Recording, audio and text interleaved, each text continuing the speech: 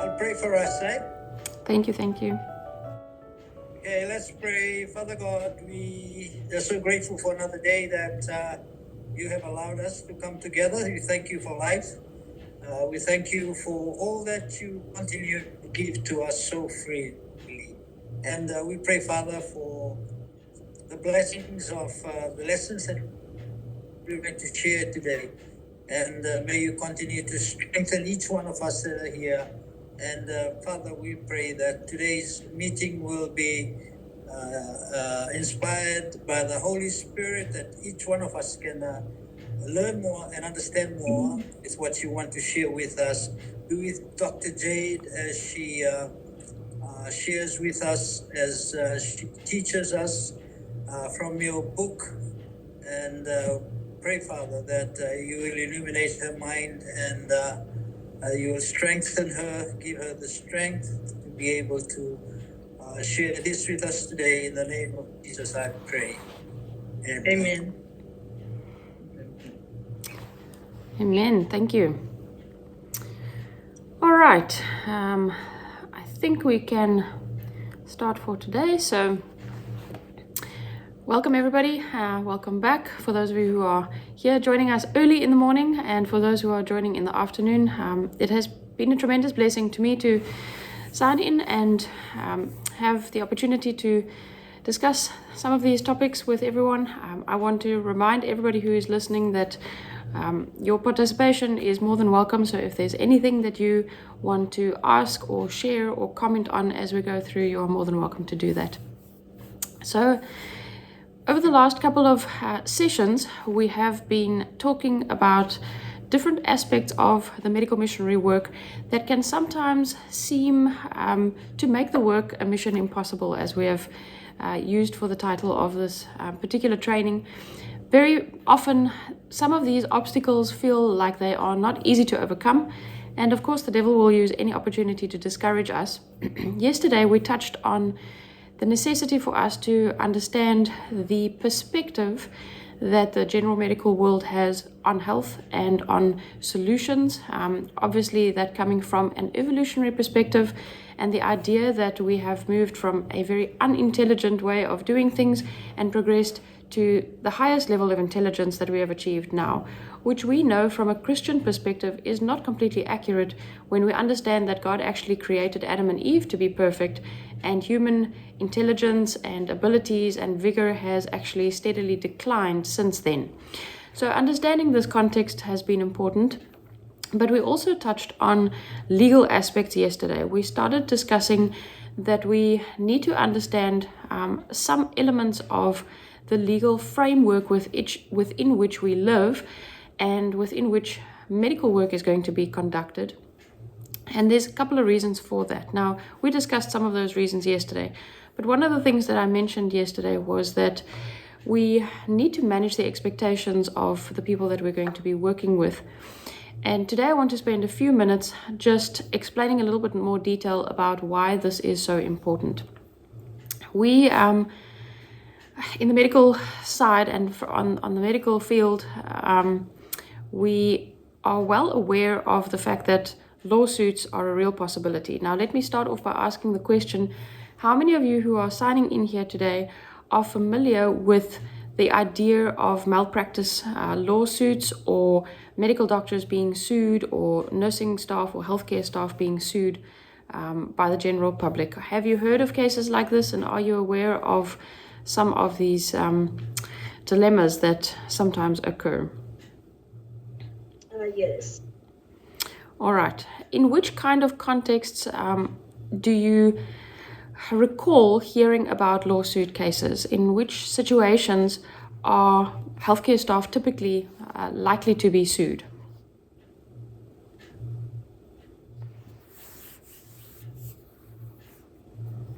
For instance, we had a case a few years back about a midwife doing forceps delivery, which is not under her scope of nursing, of practice, right? Okay. So she was taken to task And unfortunately, the midwifery board fought over the case and she won it. Okay. Otherwise, she would have lost her licensing. Okay, so you mentioned a couple of very important points there, and I'm going to highlight some of them because these are some of the reasons why I'm actually spending time talking about these aspects. And let me start off by saying that one of the reasons why I'm addressing this particular topic is because many medical missionaries are under the opinion or have the idea that because they are not necessarily officially registered under any specific board, like we spoke about yesterday, if they are, for instance, doing healthcare work, or if they are health promoters, or they do general health checks and those sort of things, but they don't actually fall under the nursing board or the medical board, then they kind of have the idea that they are never going to have issues like this. But unfortunately, the reality is that they could have issues, and we'll discuss some of the reasons today. But you brought out a couple of very important points there. So first of all, there's an element of risk when people are working outside of their scope of practice. And second of all, there is a very clear risk when something goes wrong. Let me put it that way. The risk is much higher when something goes wrong. When everything goes well and everybody is happy with what the outcome of a situation is, then usually there's not much of a risk. But when something does go wrong, when there's an emergency that arises, or when something does go wrong, there's a much higher probability of legal lawsuits or something along those lines. And here I want to emphasize very, very strongly that one of the biggest reasons why we address these things, and one of the reasons why I am feeling strongly convicted that medical missionaries need to have some information about this, that they need to know the legalities, and they need to understand some of the ways to avoid legal cases, is not just because of the risk of having an involvement in legal cases. The major, and probably I should actually say the main reason why these are concerns to us is because, first and foremost, Jesus actually very clearly taught his disciples not to get into issues with the law. And like we said yesterday, the instruction was that for as much as the legal instructions do not contradict God's instructions, we should live within that. We should keep to that. But the reason why Jesus taught that, I believe, or one of the reasons why he taught that, and one of the biggest reasons why for us as medical missionaries this is important, is because we are not here to start a revolution. We're not here, I don't know how many of you are familiar with the difference between a reformation and a revolution, but the Google definition of a revolution is a forceful process of trying to overthrow a system. That is not what we're trying to do. That is not what we have been called to do. We are called to call people to reformation, for their hearts to be made anew, but not to try and overthrow the government. And more importantly, we are also meant to reflect the character of Christ in every aspect of what we do as medical missionaries. So when we work outside of the legal scope, when we venture into areas that is against the law, we are not representing God. And that is the primary reason why I'm addressing this and teaching ways to avoid those pitfalls, because typically speaking, it's not just about ending up in a court case. It's about how that ultimately reflects on the character of God, on the character of the God who has given us our great commission to do this work, but also how it reflects on the work itself. It can very easily bring a tremendous amount of damage to an organization, for instance. As an example of that, if we have, and I see in the chat here, which I'm still able to read because I haven't shared my screen yet, but one comment is that one of the potential issues is when prescribed medications or medications are prescribed without a proper assessment of a patient. This is a major issue, and we are going to actually delve into this, even though medical missionaries are not necessarily going to prescribe anything that falls under that regulation, if we want to put it that way. These issues are major issues. Even recommending remedies when you don't actually have a proper understanding of what the person's problem is something that can get us into serious problems or in serious trouble. So, as I say, the main reason why we want to pay attention to this is because we're not trying to start a war, we're not trying to start a revolution, we're not trying to sweep people up against the law or against the medical fraternity or against the system. We are merely trying to help people with their health with the primary goal of representing God and of giving them through that work an invitation to what Jesus is offering to them. I hope that this is quite clear. So before I share my screen for today's information, do we all understand this? Is this something that is making sense why we are spending time on this? Yeah, thank you. All right. Yes, sir. Thank you. So with that all in mind, let me share over here.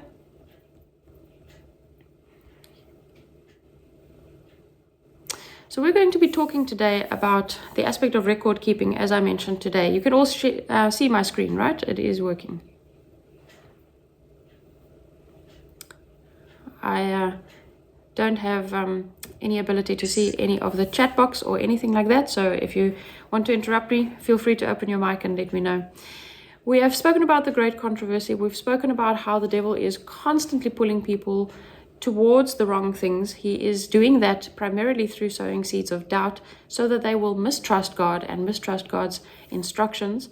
And we've spoken about how we need to cooperate with God, giving our clear commitment to following him, and that is what enables him to combine his strength with ours, because otherwise he will be accused of just overpowering us and forcing us. So our cooperation with God's instructions are absolutely crucial.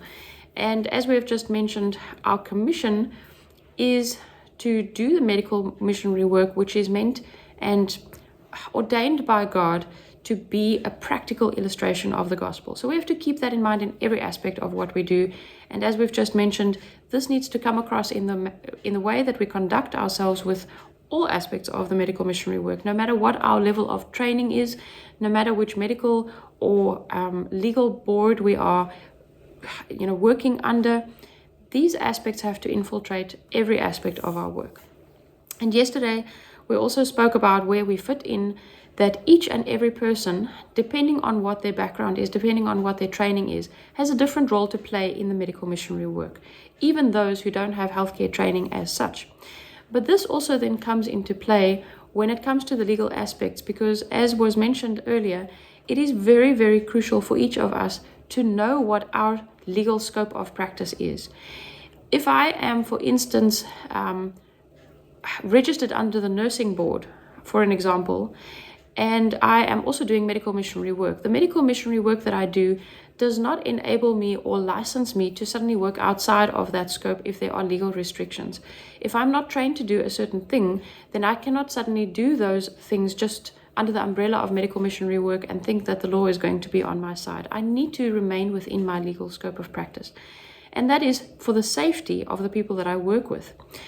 Now, we will touch on additional topics, or we will unpack that in a little bit more detail, because there are ways in which we can improve our training and we can broaden our scope of practice, but we have to do that in the right way. So we will get into that in another day's session. But for today, the reminder is that we want to call people to reformation. We don't want to try and overthrow anything, and in that we want to call them towards the freedom and redemption and the victory and cooperation that God has given us, that he stands for and that form part of his character.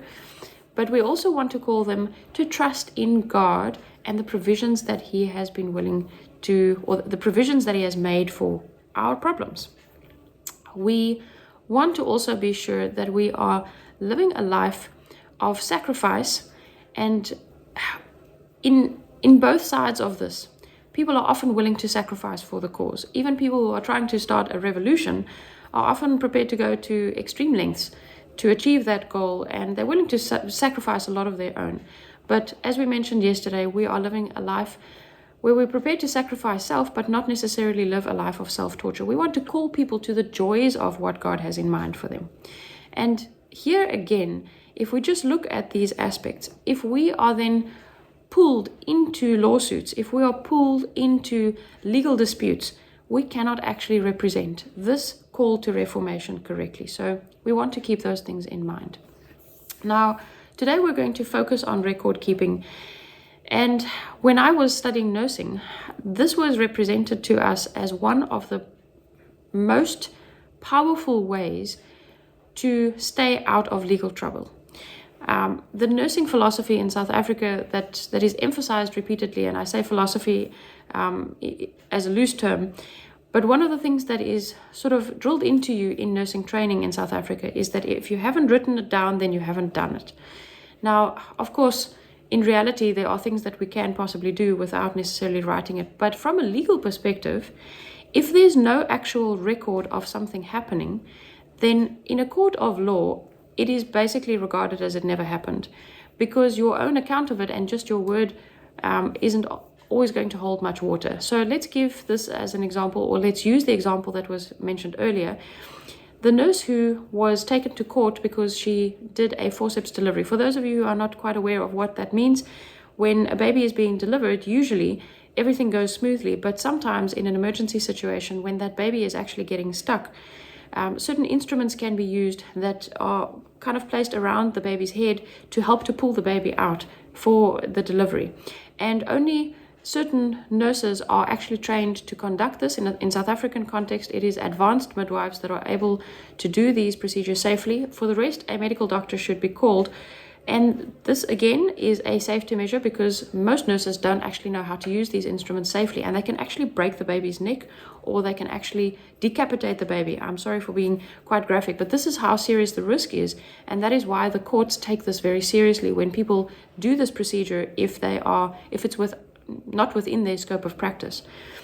Now, looking at that particular scenario, if that nurse had no training in this procedure and then used these instruments to assist this delivery and something went wrong, I'll take that as an example. I don't know anything about this particular case, but if something does go wrong, this nursing staff member is basically in a risky situation to the point of being accused of homicide, being accused of an attempt to murder because they actually damaged this baby.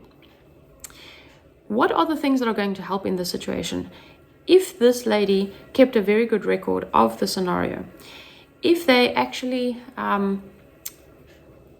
if they were able to prove in the records that they recorded after the incident that there was an emergency situation, that the mother or the baby's life was at risk, and that it was time sensitive, if they were able to record that help was not actually available in that situation.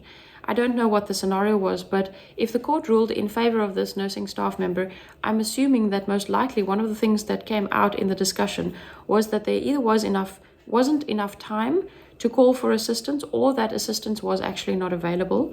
And if she was able to record that she used training of some sorts, if she was able to refer back to an incident where this was very clearly demonstrated to her and that she had been given training, even though she wasn't officially qualified for it, all of these things would have been in favor of her winning the court case. But her records most likely was part of helping her in this case. If her records basically just showed she did the delivery and she decided to use forceps, I don't think she would have had much to help her in a court case. So the nursing perspective from this is that if you haven't recorded it, you haven't done it. And in my medical training, this wasn't always emphasized as strongly as in the nursing training, but the same remains true. And when it comes to court cases, the records are the only pieces of evidence that are thoroughly going to be fine-combed. They're going to be gone through very, very thoroughly in order to decide what actually happened. And for this reason, records is often regarded as the main safety net to prevent serious issues in court cases for staff who are registered either in the medical board or under the nursing board or other healthcare professional legal entities. And I'm sure that this is something that is not just true for South Africa, but it's usually something that is relevant in every country of the world.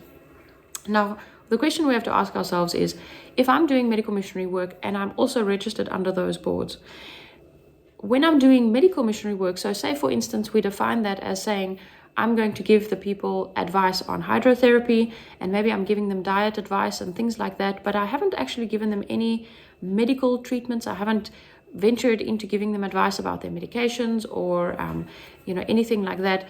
Does that mean I don't need to keep any records? Well, the reality of the situation is that people can sue about anything, and we have to keep in mind that we are working, especially when we're doing medical missionary work, we are working within the context of the great controversy. And Satan will do everything and anything to hinder this work.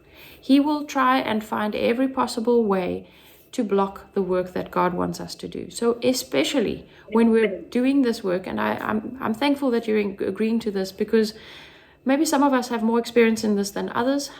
This may be more of a theoretical discussion for some of us, but those of us who have some experience practically in doing medical work as well as medical missionary work, I'm sure those of you who have some experience will know that the devil is looking for trouble, and he will continue doing that. So he will find any way to stop us from being able to go forward. And one of the easiest ways that he can do that is to insinuate in somebody's mind. And I'll use an example.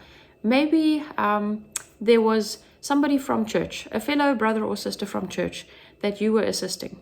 And this person mentioned that they were sick, and you said to them, listen, I'll come to your home and I'll come and help you to do a procedure. And you come and you do a hydrotherapy procedure for them. Maybe you do a hot and cold for them. And everything maybe goes all right, but that person becomes a little bit dizzy during the procedure. And they feel a little bit strange, but afterwards you kind of forget about it. And a few weeks later, you find out that this person has started telling people that you came to their house and you did this water treatment for them, and they felt so ill, they felt so dizzy, and they fell and they actually hurt themselves. And you're thinking, but that's not what happened. That's not what happened. I did a procedure and the person was okay afterwards. But they're telling other people that they felt dizzy and that they actually fell and hurt themselves. What would you have in that scenario to protect yourself? How would you be able to tell people, but that's not the truth? And that is where conflict situations can arise. And this is just a minor situation. Maybe that person just goes and tells other people something that isn't completely true. But what if that person actually takes you to court? What if they actually make a lawsuit and they sue you and say that you did a procedure for them in their home and it made them feel so bad, they were dizzy and lightheaded and they fell and they got hurt, and now you are being sued for their expenses or for something along those lines? These scenarios can seem to be completely bizarre, but the reality is that it only takes one or two of these incidents to squash the work of a medical missionary. If a medical missionary is working safely for many years without problems, it really only takes one serious court case for them to be blocked in a very serious way. And the devil is going to look for opportunities to block us. So, without getting into too much detail about that, let's run through some of the main points that we need to keep in the back of our minds when it comes to record keeping. And we're going to go through these particular points. So let's start off by looking at when are some of the appropriate situations when it might be valuable for us to keep some record. Somebody mentioned earlier on in the chat box that one of the potential problems can come with, for instance, medications being prescribed by a doctor who hasn't actually done a health assessment. This is a very, very true scenario, and unfortunately it's something that occurs very commonly in general medical practice, is that sometimes a doctor will have a quick conversation with a patient and give them a prescription, and that prescription may be very troublesome or pose a lot of risk, and the doctor may not have necessarily picked that up because they didn't conduct a proper assessment. Now, today we're not delving into the details of how medical missionaries should assess a situation, but this is important for us to keep in the back of our minds, is that when we give any advice to somebody, there is potential for that advice to bounce back to us if we didn't really know what we were talking about. If we didn't have enough knowledge about the actual remedies we were recommending, that could be a problem. But if I'm recommending any remedies, even though the remedies in themselves may be safe, if I'm recommending remedies to somebody, but I don't really know their medical background and I don't understand their particular, what we call pathophysiology, which is just a fancy word for referring to how their problem, their pathology or their health problem actually affects their physiology or how their body is functioning. If I don't have a real understanding of this person's pathophysiology, but I'm advising something to them, that could be a potential snare or a potential serious risk. So sharing advice is some place where there's a potential problem or where things can bounce back. When I do any kind of demonstration for somebody, if I show them how to do a particular home treatment, for instance, if I'm showing them how they can perform a certain remedy or home treatment, or if I'm doing demonstrations for a group, if I am doing actual treatments for something, for somebody, if I am giving actual remedies to somebody, whether that be herbal remedies that are considered completely safe or whatever that may be, if I'm transporting a person, say for instance somebody is in a serious situation, maybe I've assisted somebody in their home, or they have maybe come to my home, and I transport them to a hospital or to another setting, that transportation poses potential risks. And of course, if I'm referring them to somebody else, if I have given them some advice or some treatment and I refer them on to somebody else, all of these scenarios are potential areas where things can backfire. Now, I don't want to, let me say this very clearly at this point, I don't want to scare every person who's doing this training that this seems like such a mission impossible that we decide, oh, well, then I don't want to get involved in any medical missionary work. I'm mentioning these things because we just need to be aware of them. And hopefully by the end of the sessions, we will have enough understanding of how to stay out of trouble, because that's what we really want to do. But these scenarios are potential pitfalls. And one of the things that really helps is to have some record of what these scenarios entailed. If I shared advice with somebody, it is valuable for me to have some kind of record that this was the date and the time where I shared this particular advice, and these are the reasons why I shared this advice with a person. It's valuable for me to have some kind of record that I did actually ask questions about what the health condition is, and I want to show in my records that I made every effort from my side to gain the right information so that my advice is appropriate. When I do demonstrations, I want to try, whenever it is possible, to have some kind of record of what it is that I actually told people or what I taught them. These scenarios can be very, very tricky, and it can feel like it's a big mountain to overcome, to think, oh, I must keep record of what I've been doing for people. But those records can be invaluable because people, for instance, let's use this as an example. If I have somebody in my church that says, look, they have this particular health problem, and I go and demonstrate to them at their home how to do a hot and cold contrast procedure. A couple of weeks later, that person could get a burn wound because they used boiling water. And then they could say, oh, but this person was the person who told me how to do this. If I don't have any record of what I showed them, it makes it difficult for me to be able to prove that I taught them the safe way of doing that procedure. But if I have some records where I just have somewhere where I jotted down, this is the day and the time that I went to them, I told them to do this hot and cold procedure, I gave them the danger signs, I taught them the cautions, I taught them how to be safe in this procedure, and I signed by that. It doesn't necessarily prove anything. And I will be very honest with you, of course, records can be falsified. But if I have those records and I also then stick to that same story, when there's really some dispute, those records can be a tremendous help in substantiating and helping to show that we haven't actually ventured into the wrong direction. And this is true for each one of these scenarios. So I know that there's lots more that one can say about this, but I'm going to run through the rest of the presentation and then we will see if there are any questions or misunderstandings towards the end. The next question is, who are the people that really need to be extra careful of keeping records?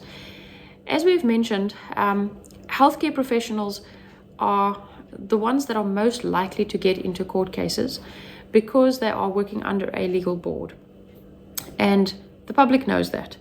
So healthcare professionals, if you are doing medical missionary work, if you have either nursing training or medical training or physiotherapy training or whatever that may be, if you are doing medical missionary work, my recommendation is that you try and keep records. And we're going to talk about some of the ways that you can do that, or how you can do that fairly easily without necessarily having a secretary that works for you or an administrative assistant or something like that. But I would recommend that in particular, healthcare professionals should keep some kind of record about what they are doing, even when they are doing medical missionary work. But this is important for us to remember, that private individuals who don't have healthcare training per se, but who do health work, health promotion work, or who share their own knowledge with others about certain natural remedies that can be helpful, it is it is not a bad idea, especially if this is something that you're going to be doing on a regular basis, to actually keep some kind of record. The other thing I should mention at this point is that many of us think that we will be able to remember exactly what happens. I have fallen into this pitfall quite frequently, where I go to somebody's house and I think to my, in the back of my mind, I don't expect to forget what happens there. But sometimes the questions that are raised about a certain incident can happen weeks or months later. And at that point, you cannot remember the exact date. You don't remember the exact reason necessarily why you went for doing something. You don't always remember who the people were who were present. There are many details that become vague in a person's memory. And then things become really complicated. So this is where it is very helpful to be able to go back and say, well, this person has started telling the story that I came to do a treatment for them, and the next day they needed to go to hospital. But if I go back to my records, I see, but those dates don't actually make sense. If I go to the records, the day that I went to give them a treatment was actually 2 weeks before they ended up going to hospital. How do I prove that months down the line if I don't have some kind of record? But if I do have a record, I can actually show this is the day that I was there, and there was a long period of, a long gap before this person went to hospital, and then it's sometimes easier to find out, but there were other factors involved. It wasn't necessarily the home remedy or the treatment that I gave them that caused the problem. So I know I'm babbling a little bit, and I'm giving some scenarios and explanations that may be confusing. We will try to address those questions, but I hope that this is making a little bit of sense why it's important for both healthcare professionals and, shall we call them, lay medical missionaries, to actually keep some record of what they have done for people. In particular, Amen. Thank you. Good. In particular, the three places that are important. Private individuals do need to protect themselves, as we have mentioned, but established ministries and organizations need to pay very careful attention to this. And we'll get into more detail about that. But if there's, for instance, a lifestyle center or a center that does detox programs, if I have a private ministry, if I have a family ministry, whatever the case may be, if I'm working under a name of an organization or a ministry, I need to be very careful in these situations, because once again, if there are questions raised, if there are disputes that come up, then it doesn't only reflect on the individual, but it can potentially reflect on the entire organization or ministry, and that could be the downfall of that ministry. So we need to be very careful with that. And then in particular, many people don't realize this, but there is, and we touched on this yesterday, there is a difference in the legal entities of someone that just offers day treatments or what we would call outpatient advice or treatments, compared to institutions that offer sleepover facilities. When we are allowing people to sleep over at our facility, whether that be a lifestyle center, a detox center, or a clinic, or whatever it is, when people are sleeping over and given 24/7 care, the legal restrictions to that, at least in South Africa, is completely different. And there again, we need to be extra careful. Incidents often happen at nighttime. Nighttime is when people become confused, they become drowsy. If they walk to a bathroom facility in the middle of the night and they're potentially a little bit dizzy or something like that, incidents of falling or injuries or things like that are more likely to occur at nighttime than during the daytime. In some scenarios, there are various additional risk factors for sleepover facilities, but the legal side is also different. So these are just examples of places where, when health advice is given, even if it is not officially medical, even if we're not working with injections or intravenous treatments or medications, even if we're not doing medical procedures, any kind of health assistance that we give to people in any of these scenarios could potentially be target areas where the devil tries to make some trouble, and record keeping can be helpful for this. Now, to touch very briefly on this, and I won't go into detail because this is something that is very specific to each individual situation, but just as a broad overview, some record keeping questions can be, well, how do I keep my records? Something that we have found very easy to do, and maybe I should jump to the one that says apps or software. There are various kinds of apps or software programs that make record keeping very easy. where you kind of open an electronic file for a patient, and then you can very easily just add notes to that. But these are oftentimes very expensive. So what we have found to be quite useful in a ministry setting where you may not necessarily have a steady income that supports paying for those kind of facilities is to just use a straightforward filing system. And what I've started doing is I've actually set up templates, or my husband has helped to set up templates in Excel, like in spreadsheets. And that template I just copy and paste, and I can make a new template for each person that I give advice to, where I am also reminded of the specific things I need to be mindful of, but I can easily then just in a very short space of time, and this is very important, whichever system of record keeping we choose, it's helpful to choose a system that is quick to do, because otherwise we are not going to do it. And I'm personally also guilty of oftentimes getting behind, and then I need to sit and catch up, and it's hard to catch up. If you need to make notes for a person that you were helping a couple of weeks ago, sometimes those, you already see that those memories are starting to become very vague, and one sees the necessity of actually keeping up to date with those things. So something that is quick. Google Forms can also be helpful. Excel spreadsheets can be helpful. Paper records are sometimes necessary. If you are not close to an electronic device, or if it is easier for you to do it paper-based, then sometimes that is necessary. But having some kind of record is important. But now we're going to jump into some of the additional things. And what we're going to be going into now is probably a little bit more essential for people who do medical missionary work as part of an organization, but it is helpful also for people who keep private records. I'm going to give you some scenarios of some of the things that we were taught in nursing that I have found to be very helpful, because we keep our records with the hope, and many missionaries say, but the Lord will protect us. And it is true that the Lord is going to protect us, but we also have to do our parts. And many people kind of have this philosophy that I don't have to get too technical about this. I don't have to worry about a court case, because the Lord is just going to keep me out of court. But we are in the middle of a great controversy. So part of me doing my part is to be careful for the pitfalls. So these are some scenarios. I'll give you some statements, and I want us to just spend a few minutes talking about this. Some of the ways in which people can write statements in medical records, and I say medical as a broad term because it's obviously not only medical, it's also nursing records or healthcare records, or treatment records, if you like. Some of these statements are often used. An example could be, the patient refused to take my advice. Another example could be, Mr. John has increased his intake of greens over the last to 4 portions weekly over the last little while. Another example is, Mrs. Susan fell at home. And another example could be, Kate did not eat anything during her stay with us. Now, these are just random examples, but I want to just quickly highlight a few points about each of these statements. In a court of law, if there's a record that says the patient refused to take my advice, the court will pull that person to pieces. It will come across as saying that this individual who wrote the records, whether it is a nurse or a doctor, or say for instance it's a missionary, let's say a missionary for purposes of this discussion, it could be stated that this missionary had a very negative attitude. And as soon as they pick up a negative attitude, this doesn't help for the court case. So this is just one example, but one of the points that was often mentioned to us is that the records need to be written in a neutral language, and that we should avoid anything that can come across as being emotional, and in particular as having negative emotions. The second example, Mr. John has increased his intake of greens.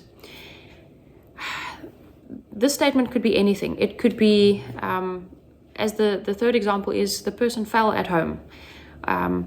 The lady stopped taking her medications. Whatever the statement may be. In a court of law, those statements will bounce back, because the question will be asked, how do you know? How do you know that this patient actually took your advice and they started eating more greens? How do you know that this person fell at home? How do you know that X, Y, or Z has happened? So what we were taught, and I will go into more detail in a minute about what the correct way of stating things is, but what we have been taught is that we need to avoid statements that we don't have any proof for. And we'll talk about how the best way is then to actually write those things. In these cases, writing that this person has started eating more greens is a statement that you cannot prove whatsoever. So those statements could be problematic. Another example is this person didn't eat anything when they stayed with us. Again, there's different ways of writing that. So let's get into some of this. And I'm going to use examples to help to illustrate these points because it just makes it easier. We're going to go through some what we would call entries. And this example is just a statement that one could find in a nursing record or in my private home record or whatever it may be. So just to look at a couple of the technical aspects very briefly, there's a date and there's a signature. In every entry of any kind of record that is going to be accepted as evidence that can be used in a court of law, there's got to be a date and a signature to this, and ideally there should be a time as well. The times become more important for, if the person has been, if there's been a chronological scenario that we want to go through. And of course, if I've just had a consultation with somebody on a particular day, I may think that the time is not that important, but it's always best to just get into the habit of actually including these little things, because you never know what the accusations would be afterwards. You never know when somebody is going to say, I went to this person and it was their treatment that made me sick, and then I fell and I broke my hip, or whatever the case may be, and your date and time and what you are writing may very well be the main thing that protects you. So the date and time is important, but let's read what this entry is. Mr. John reports falling at home during the night hours. His wife called me. This is written from the perspective of the person who is writing the records, and that is always how we want to write. We want to write from, if I'm a nurse, I'm going to write from my perspective what the actual case was or what the incident was. His wife called me at 6 o'clock, reporting that he is drowsy, vomiting without complaints of nausea, and he appears somewhat disorientated to time, place, and person. If we have that statement and we've got no other information, there are many questions, and I'm going to, in the interest of time, I'm going to sort of share what some of those questions may be, and we won't necessarily discuss them, but if we had more time, I would have asked you what you think what some of the unanswered questions may be here. If I'm going to be looking at this from a court of law, one of the first things I want to know is, did the person who wrote this actually realize that there were serious danger signs here? And I know that those of us listening in here together and those who will be listening afterwards on YouTube, we all come from different backgrounds, so we don't necessarily all have medical training, but there are very, very serious danger signs mentioned here. When somebody's fallen, one of the main things that we look out for when it comes to checking if they've had a serious injury to the brain or that they've had a serious concussion is drowsiness, vomiting without having warnings of nausea, and being disorientated. All three of those are serious danger signs. So if I see an entry like this in any kind of record keeping, and this is all I have, I'm going to have lots of questions. I'm going to be asking, well, did this person pick up that there were danger signs? What did they do about it? What were the next steps that they took? I would have some very, very serious concerns here. So this entry on its own, if this is all I wrote about what happened at that particular incident, I will be pulled to shreds in a court of law. Let's look at a second scenario. Maybe there are two entries. So I've got dates here. I've got signatures, which is good. And then I have some additional information with the way that the time is written. So that could be helpful. 6 o'clock.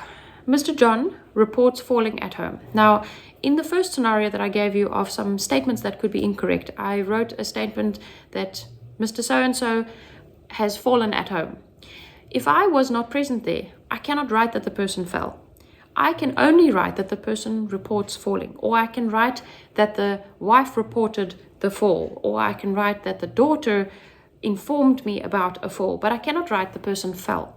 So that is just one example, and again, for the interest of time, we're not going to be practicing this in this discussion, but keep these things in mind. I want to write only what I can prove, and if I can't prove it, I want to write how the information came to me, that it was reported to me or said to me or whatever the case may be. So this scenario, John reports falling at home. That would be a correct statement. That would be the right way to write it.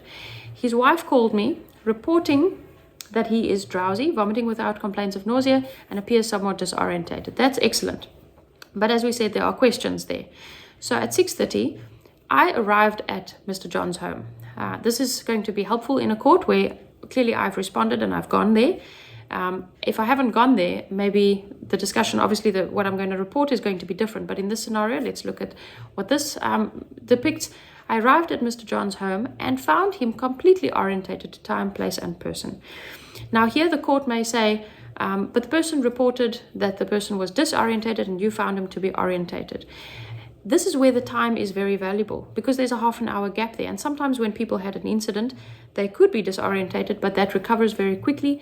It's a positive sign that there's no serious damage there. So the fact that I recorded the time and that I report what I found is very crucial in this particular case. I found him to be orientated. Now, this is a common way of us writing it. The person was orientated to time, place, and person. Again, without delving into too much detail, basically it says that the person knows what the time is, they know where they are, and they know who they are individually. Sometimes people could be orientated and they know today is Tuesday, but they don't actually recognize the people who are with them. That is concerning. So we write certain additional information. Then I've written here, as the person who's done this exam or been to this incident, I write here, he was fully awake and neurological examination did not elicit any abnormalities. That's fine. So here we have some more information that the person who arrived and actually went to see the person who was sick or the person who had fallen actually found them to be okay. But now let's think of a third scenario. And very briefly, we see the same sort of entries. At 6 o'clock, Mr. John reports falling at home during the night hours. His wife called me, reporting that he is drowsy, vomiting without complaints of nausea, the same story. So we know that there's a problem there. At 6:30, I arrived at Mr. John's home and found him completely orientated to time, place, and person. Was fully awake. Neurological examination did not elicit any abnormalities. But then at 7 o'clock, I'm writing another entry where I write here, I discussed my findings with Mr. John and his wife. Danger signs of confusion were explained in detail. Emergency plan was discussed and the wound was cleaned and dressed. Now let's look at some of the positive aspects from this entry.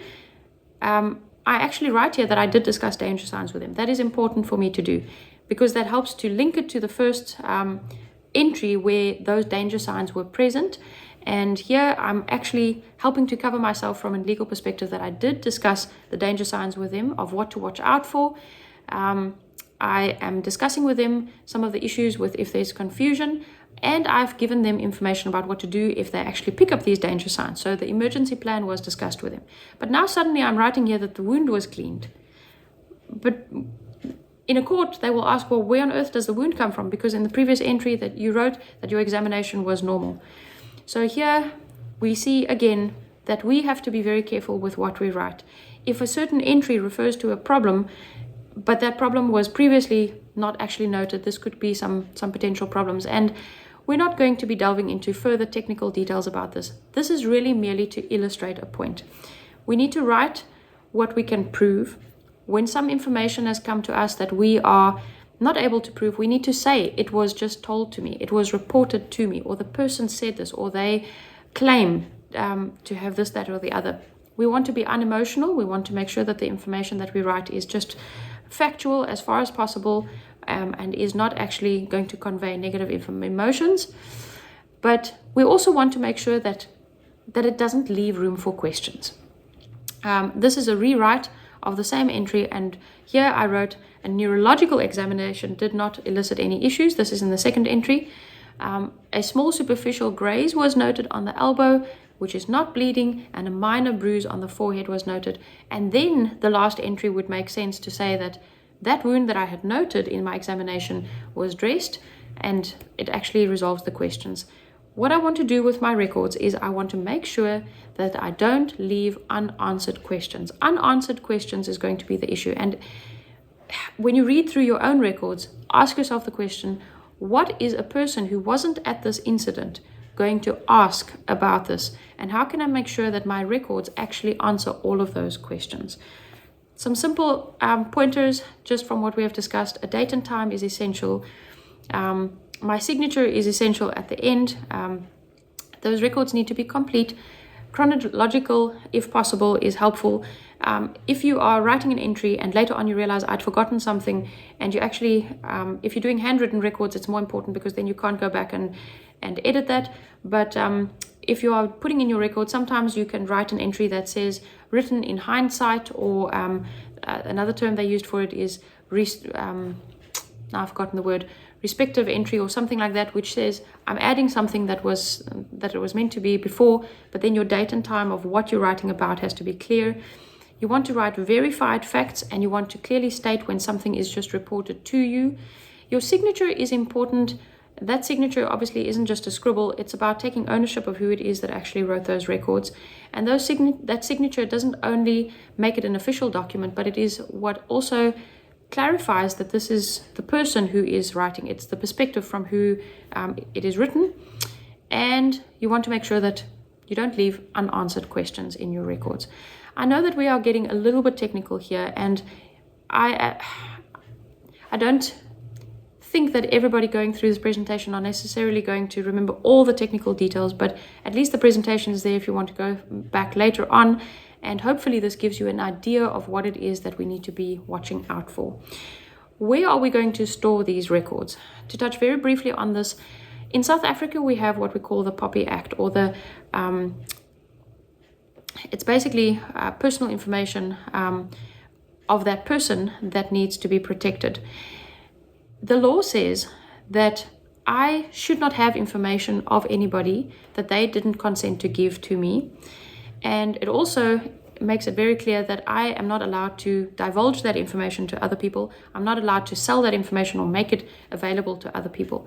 Now, the POPI Act is not the most crucial part for the group that is in Fiji, because your legal act may be something different, or your laws may be called differently there. But I'm pretty sure that in every country there are laws that protect people's personal information. And those laws need to be respected. Our records need to be kept in a place where they can be private, where they don't have public access. And something that helps with that is if they are kept, if there are electronic records, for them to be password protected. If I'm going to be keeping paper-based records, if I'm a medical missionary and I have written personal details of going to do, some kind of procedure for a friend or a family member, and I have those records lying open in my home, that is, first of all, not the safest way to keep those records, but it is also disrespectful to the person that I was helping. Their privacy is not respected, and we'll touch a little bit more on confidentiality, but we want to respect what we are writing there and that information.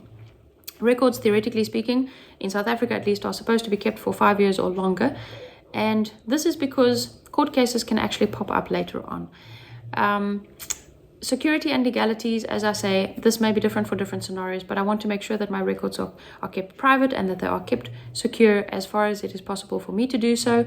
And I want to limit the access to those records to only those individuals who are going to be able to respect them, who can respect the legal value of those records, and of course where the individual's privacy is not at stake. To round off what we are talking about today, I want to emphasize that our goal through all of this process is to maintain a trusting relationship. We are going to be teaching people the New Start principles. We're going to teach them the laws of health, which includes trusting God. But we are meant to reflect God. We are meant to reflect His character. So if we are calling others into a trusting relationship with God, but they cannot actually trust us, we cannot convey that message correctly. People need to know that they can trust us. And one of the main ways that this is possible, as opposed to a mission impossible, is for us to do things correctly according to the law, but also for us to actually respect their confidentiality. And I want to spend a few moments just zoning in on this, because this is one of the places where we can most easily do damage. Not every problem is going to go into a legal case. That is the reality. It's one out of very many situations where there's actually going to be a legal court case. But people talk. People talk amongst each other. And if I have dealt with a particular person and I've given them health advice, or I have given them some kind of treatment, whether it's a hot and cold treatment or a massage treatment or a remedy that I've given them, and something goes wrong in that, or they don't feel well after that procedure, or they they are made to believe, by whatever reason, that that procedure did them some harm, they can start talking. And this is part of why we need to be very careful in terms of how we work with people. This is why we spoke about yesterday how it's so important for us to manage expectations, not to make false promises, and to learn the art of working with individuals. And we'll delve into that in more detail later on. But we also need to maintain people's trust. If they're going to be talking, that is their decision, but we should not be talking. If I've gone to a lady's home and I've helped her with a wound that is in a very private part of her body, sometimes I will be very aware that I shouldn't be talking about that. But, I can go to a fellow church member's home and I can help them with a wound on their foot. And then I think, well, this is not really private, so it doesn't matter if I talk about this. If I'm going to help anybody with a health problem, it is not my story to tell. I should keep a private record of that, but it is not for me to spread that information to anybody else, no matter how much I may think that that scenario is not of a private nature. It's not for me to discuss with anybody else. Confidentiality is crucial for us to maintain. It is the only way that we can maintain mutual trust. If you go to church, for instance, and you arrive at church and somebody comes up to you and says to you, "Oh, how has it been going with that painful toe that you have?" You may ask the question, "Well, my toe isn't very private, but why do you know about this? How do you know that my toe was painful?"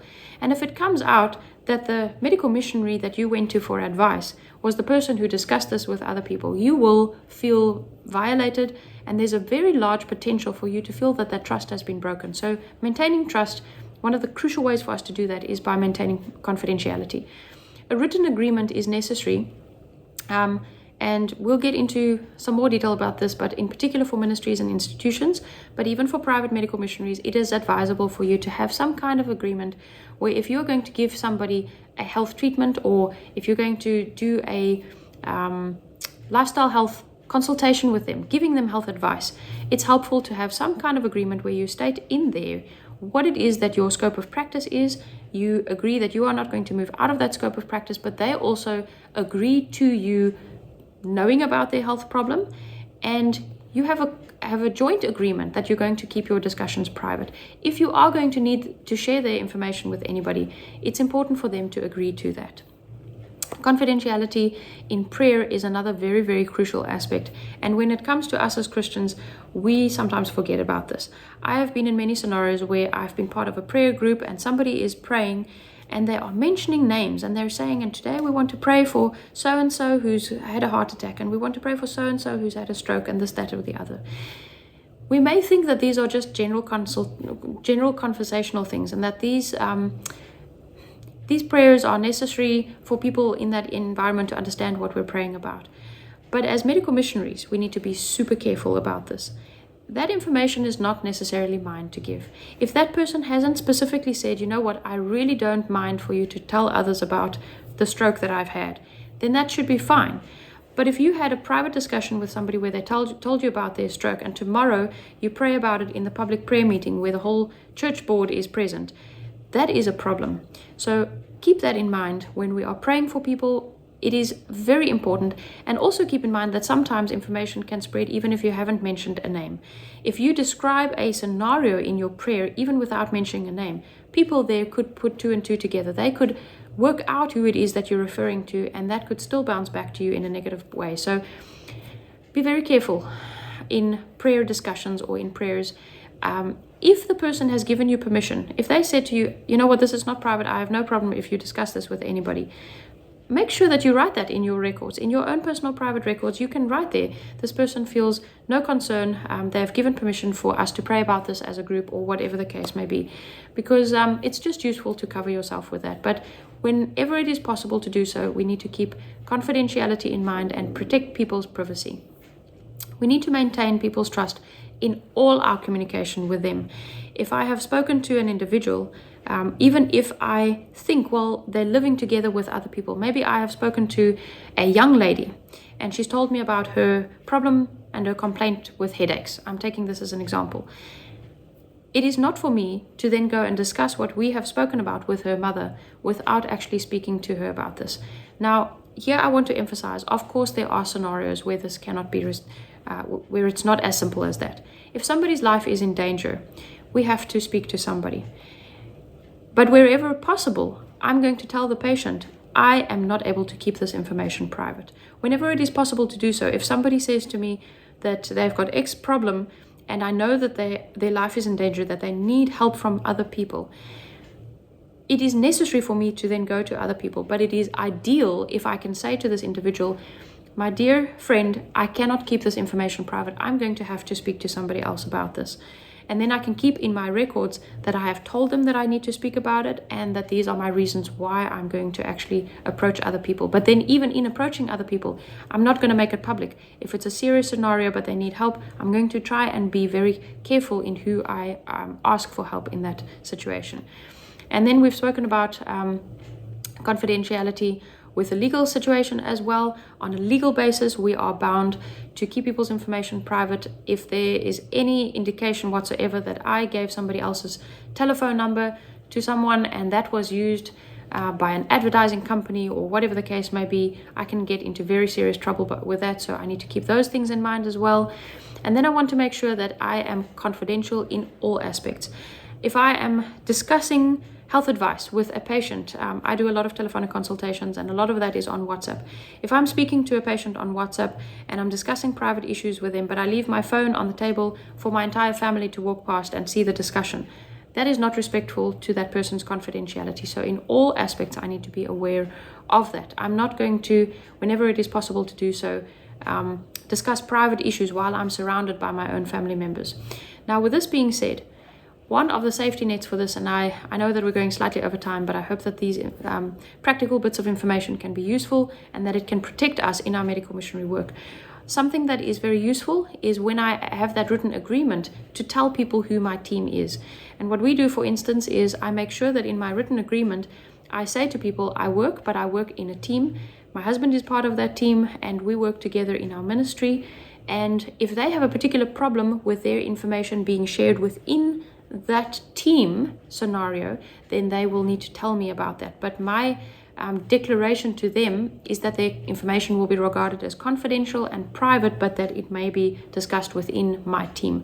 So whatever the scenario is, whether it is a healthcare institution, if it's a clinic, if it is a detox center, it may be useful from the beginning when people come to that place or when they have any communication with individuals at that institution, for them to be very clear about who is the team and where my information will be going, because that obviously is also true for their records. Their healthcare records or their treatment records may be records that are kept in a place where the team members have access to that, but the person needs to know what that scenario is.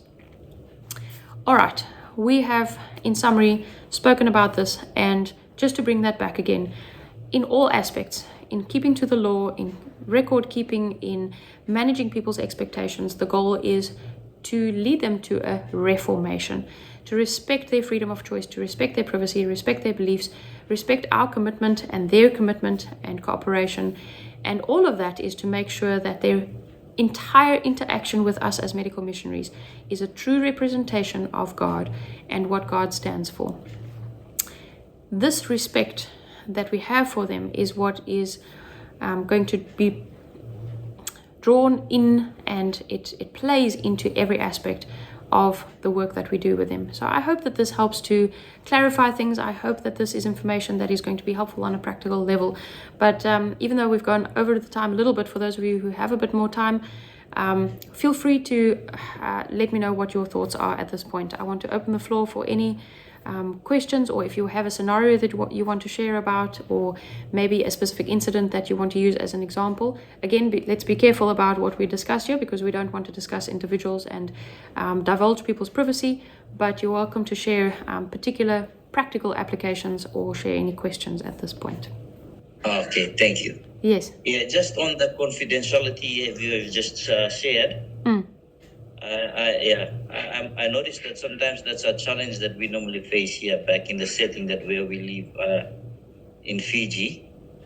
I understand that most times when we go out, especially reaching out to people in the community who are sick. Sometimes we always would like to share stories back, bring back stories to the church or to whomever that we would like to share to make some illustration, that if you do not listen to what we are probably advising you on, this will happen, and we will refer to the person that we just visited who had probably amputated their legs. And we would take their photos. It somehow questioned me because looking into the perspective in the Bible, the story, sometimes we see how they expose their stories, their personal stories, their experiences, where you hear this woman who was who had this flow of blood for the past 12 years. Yes. These are something that is very confidential, but I wanted to a little bit elaborate on that, because on the other hand, sometimes people would like to know more on these realities. They would like to hear real stories of such, and then it convicts them, and they truly, oh yes, man, now if I wouldn't listen, I would end up like this. Absolutely. But on the other hand, yes, it's very true. We have to protect their right. Yeah. Thank you for If raising just a it. little bit. Yeah, I think you're raising a very important point, and especially in the scenario of us doing ministry work and mission work, testimonies are so incredibly powerful. And from my perspective, testimonies are a crucial part of health education. The challenge comes with when we use a particular individual's case as a testimony if they have not consented to that. The woman in the Bible who had the problem with the flow issue, she actually divulged that information of her own accord. She ended up telling about that information by herself. And I think the thing that we have to keep in the back of our minds is that if we are dealing with a particular person and we know that their situation or their case is one that will be a testimony to others, the wise thing to do, I believe, is just to actually ask them, would you mind if we share with others? And if they have given agreement to that, then I don't see any problem with that whatsoever. If we speak to somebody and they say, we say to them, ma'am, we can see that your particular wound has healed so well. Can we take pictures and we share with others to also encourage them on their journey? And this person says, yes, that's not a problem. That's absolutely fine. But sometimes as missionaries, we forget to ask. We sometimes assume. Now, I would also say that this is probably something that may differ from community to community. In some communities, the cultural kind of understanding in that community is very different from other communities. But we have to be sensitive to the community that we work in as medical missionaries. Because, for instance, if I come from a culture or an area where people aren't very private, they don't have any issue with their pictures or their case being shared, and it's accepted as the norm, then maybe they won't be sensitized to that. But if I come from a community like that and I come and work in another community where people are very private, and I just assume that their information can be shared as a testimony at a church event or something like that, that could cause serious issues. So the recommendation that I would have is for us to kind of get into the habit of actually asking people's permission, even if it's just a very short question. Ma'am, would you mind if we take photos? Are you okay if we share them? Most of the time, people actually don't mind doing that, but they appreciate being asked. I don't know if there are other perspectives on this. Of course, it's always nice to learn from how the scenario works in different areas.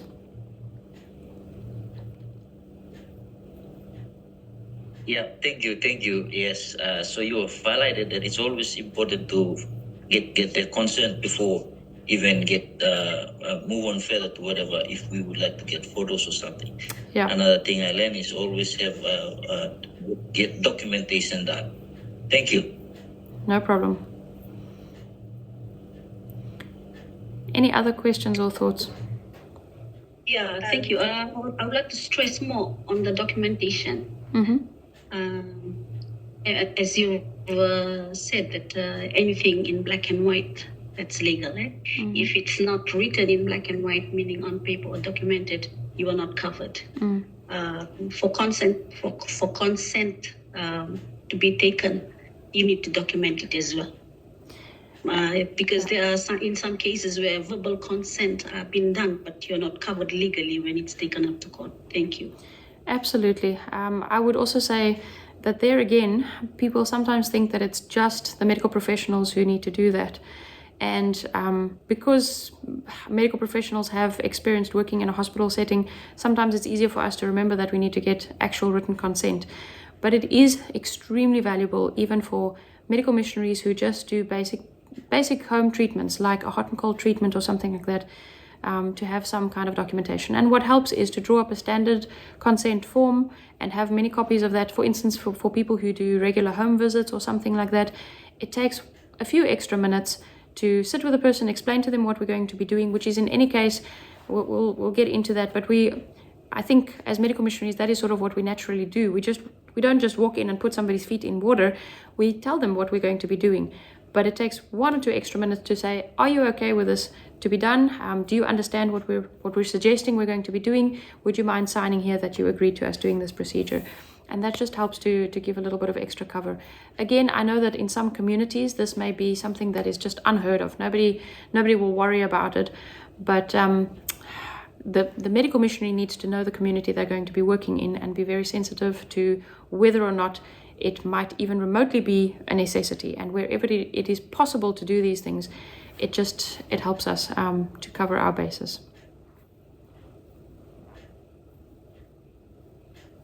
Any other thoughts?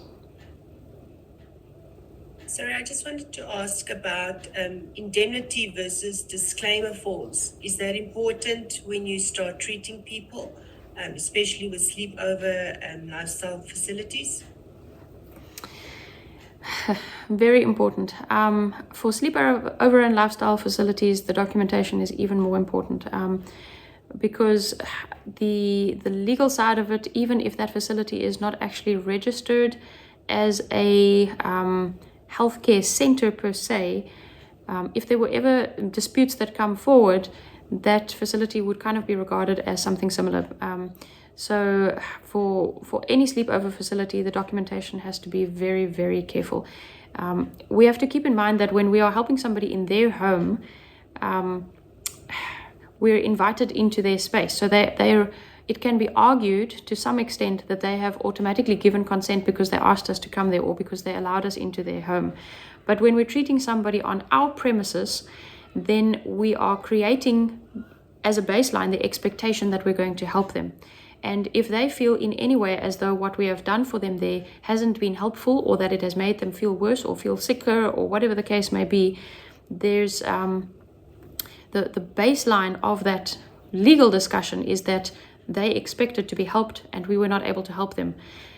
So because that expectation has been created, our documentation has to be very, very clear and I very much agree with your highlight there that for institutions it's even more important.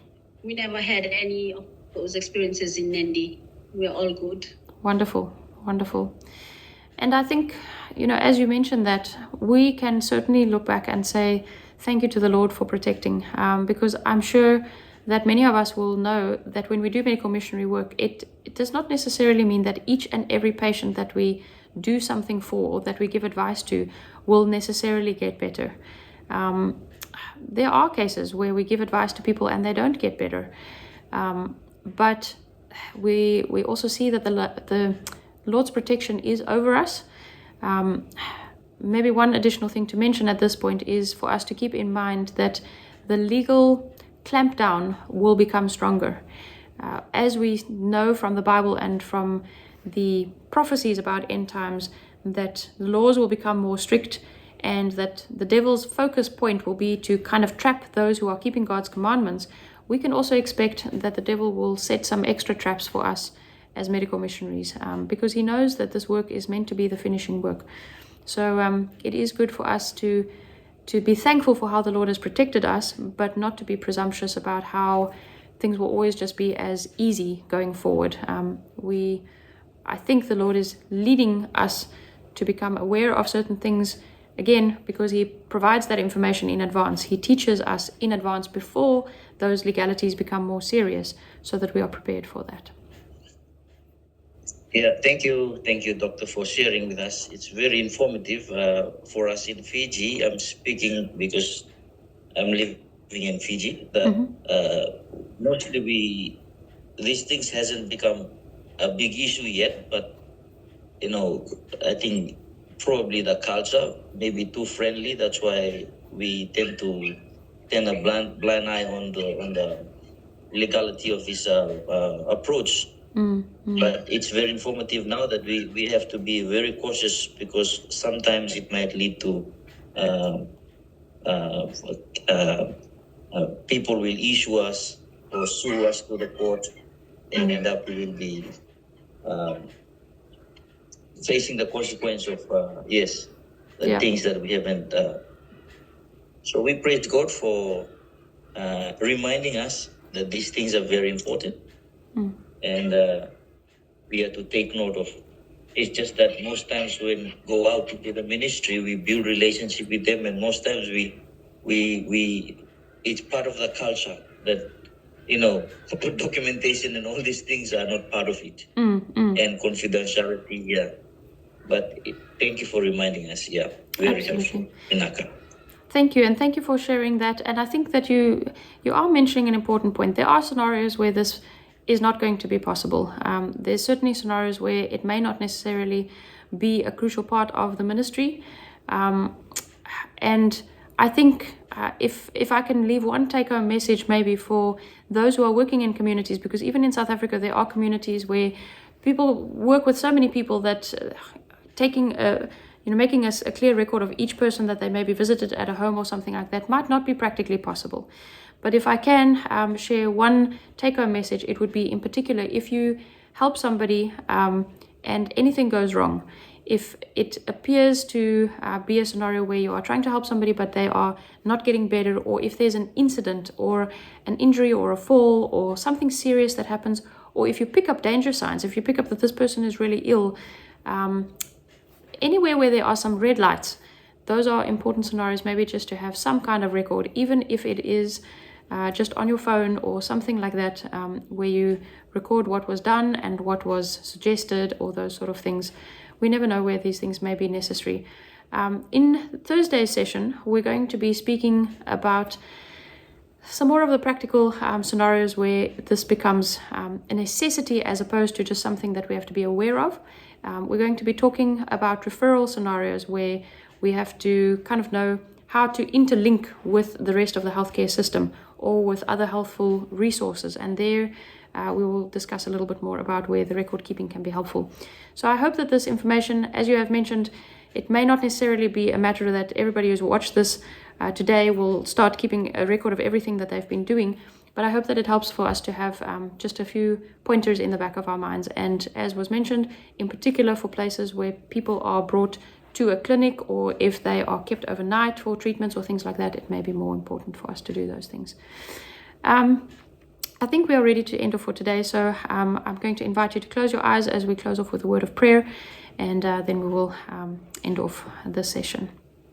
Gracious Heavenly Father, we know that we are living in perilous times. We know that the devil is working his tremendous power to sweep people up against us, but ultimately to try and sweep them up against you. He is trying to convince people that human power and human solutions are the best to rely upon, and we are trying to move forward in drawing people's attention to an all-powerful Creator, the Creator who has provided every solution in advance, the Creator who is inviting us to a life of true freedom within the safety of your law and obedience to that law. And we know that it is an uphill job. We understand that in many situations these things feel like mission impossible, and in particular when the attacks come, it feels like we are going to only crumble and fail. But we thank you that you have provided for us every means possible to go forward with the work, and that you have promised to accompany it with success. So we place our trust in you, Lord. And as much as we are learning about safety nets, we know that our ultimate trust is not in ourselves. It is not in our own ability to protect ourselves, but in as much as we will do what we can in wisdom, we know that you are the safety that we will run to. So as you have promised to shield and protect us, we ask that you will do this until we meet again on Thursday, and that you'll be with each person in their individual sphere as they continue with their work. This is my prayer in Jesus' name. Amen.